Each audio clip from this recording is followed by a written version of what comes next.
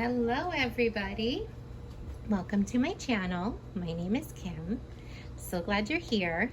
Today's video is all about my H&R order, H&R Nurseries. They're in Hawaii.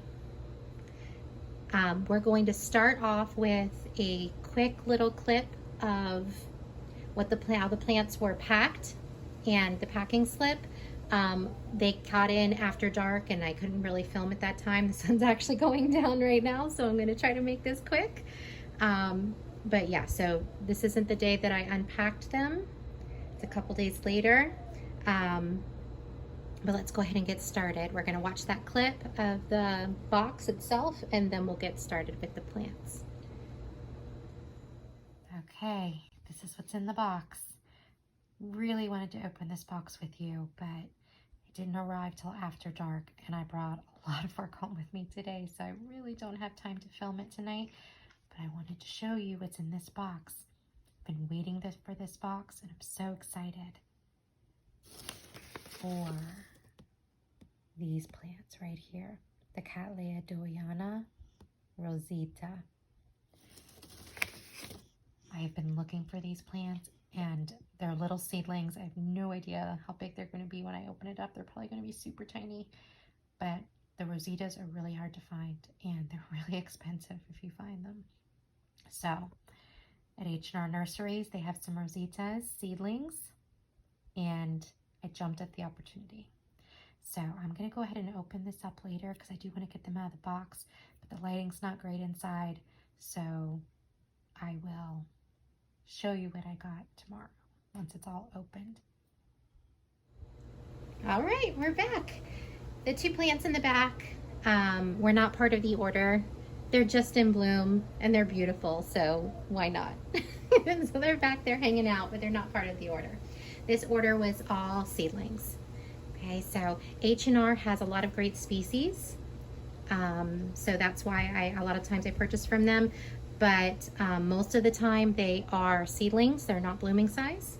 Okay, H&R, what you do, it's not a website where you can go and just click on what you want and pay through the website. They put out a list of plants that are available, and then you contact them through email or text or phone call and just let them know what you'd like, and they set up payment. All right, so let's get started. The first plant is Cattleya. Schroederer, I think is how you say it, but you can let me know if I did not pronounce that correctly. All right, nice.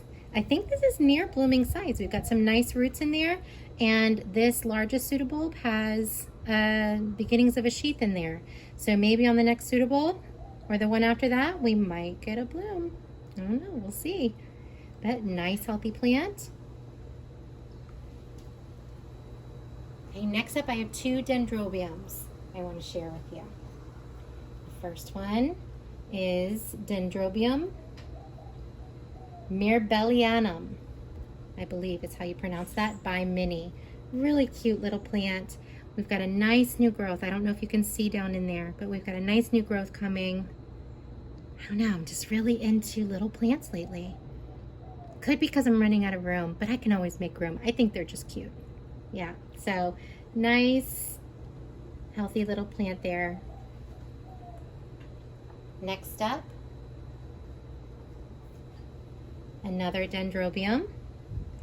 This is Dendrobium Roy Tokunaga. Got a nice big new growth here, and another little one starting in there. So nice, big, probably also near blooming size plant. And now for the ones I am so excited about. And I'm trying to, keep my expectations realistic. These plants have a reputation for being difficult to grow, so I'm trying not to get too excited, but I'm excited. I know I'm not the only one obsessed with Cattleya dowiana, right? And H&R not only has the yellow, the Araya form, but they also have Rosita. I have been looking for Rosita. I am so excited. We're gonna start with the Araya first. It's the biggest one. Okay, so here we go. Nice roots in there. Now, this is going to give me an idea of what I could possibly do with the smaller ones as they get bigger, provided I don't kill them. Just kidding. Is the little seedling pot is right down inside this larger pot with some medium around it. Now, in my subtropical environment, I'm not sure that's the route I want to go, because that might keep that plug. It's basically like putting up a plug down in there in the pot. Doesn't always go well in my environment. So I'm gonna have to think about that, but it's obviously working for the grower, so something I definitely need to consider if it's working for them. Nice progression in the size of pseudobulbs and leaves, and some good roots in there. That's a nice plant.